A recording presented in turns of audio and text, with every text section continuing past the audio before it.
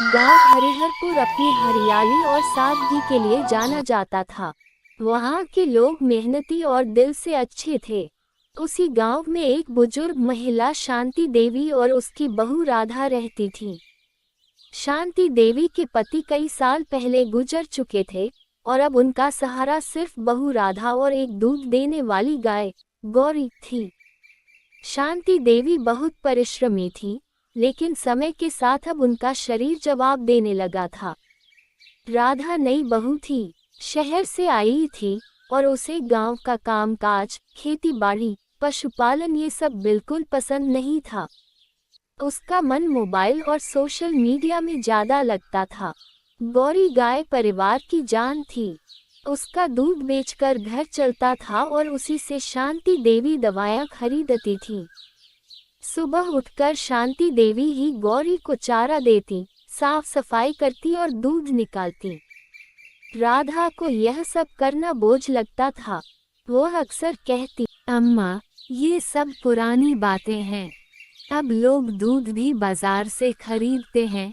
ये गाय पालना बेवकूफ़ी है। शांति देवी मुस्कुरा कर कहती, बिटिया, गाय घर की लक्ष्मी होती है।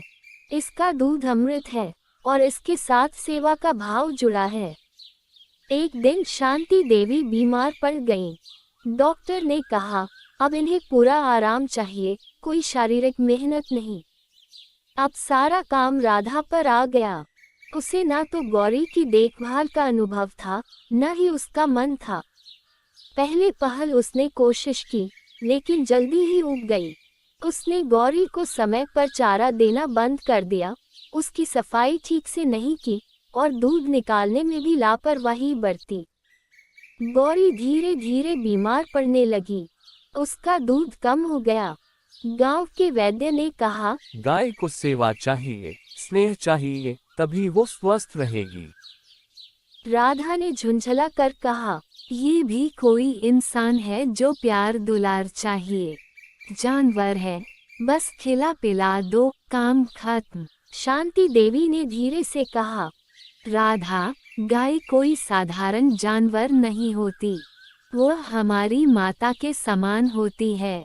उसे भी भावनाएं होती हैं और वो हमारी सेवा का उत्तर देती है। राधा ने ध्यान नहीं दिया। एक दिन सुबह गौरी जोर जोर से रंभा रही थी। राधा उठी तो देखा कि गौरी बेहोश सी पड़ी है। गांव के वैद्य को बुलाया गया। उन्होंने कहा, अगर 2 दिन में सेवा और ध्यान नहीं मिला तो ये नहीं बचेगी। राधा के अंदर कुछ टूटने लगा। शांति देवी की आंखों में आंसू थे। उन्होंने कहा, मैंने इसे बेटी की तरह पाला है। इसने मुझे कभी भूखा नहीं रखा। अब शायद इसका समय आ गया है। राधा का दिल भर आया।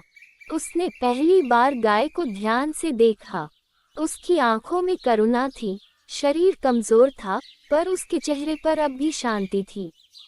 राधा ने उसी दिन से बदलाव शुरू किया। उसने दिन रात गाय की सेवा की।